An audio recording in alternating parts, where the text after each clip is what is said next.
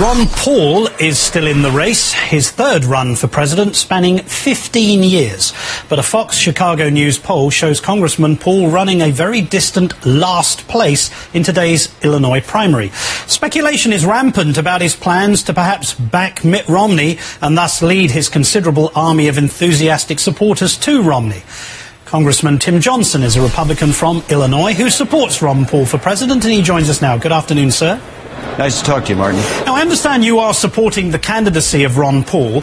The latest polling has Mr. Paul bottom of the pile with 8%, as against Mitt Romney, who's in the lead with 36% or 37% there.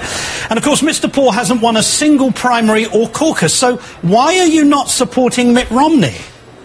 Well, I don't make my determination, Martin, based on who wins or loses. I base my endorsements or otherwise on who I think is best for America.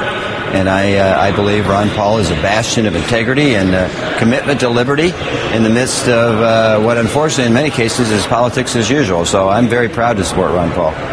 Congressman Paul released a statement today that is highly critical of the new GOP budget unveiled by Congressman Paul Ryan. If it's safe to assume that you like Ron Paul because of his anti-government, anti-interventionist stance, do you like Paul Ryan's budget plan?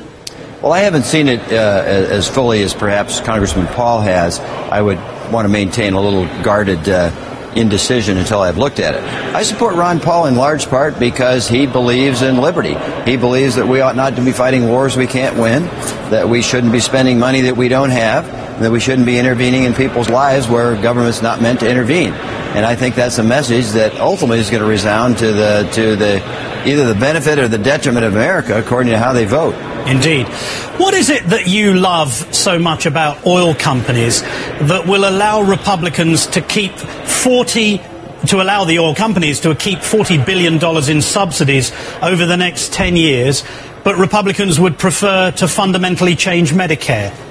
Well, that you're speaking for Republicans. You're not speaking for Tim Johnson. And there's a variety of issues on which I differ from my party.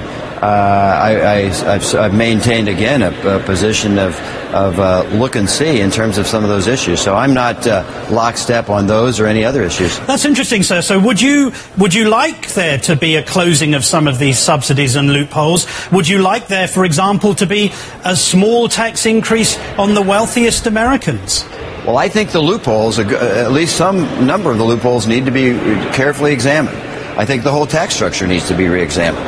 I guess I would want to see how this all comes down in terms of the nuances of the issues and the specific amendments and specific bills. But I think I've maintained a significant independence on that whole process.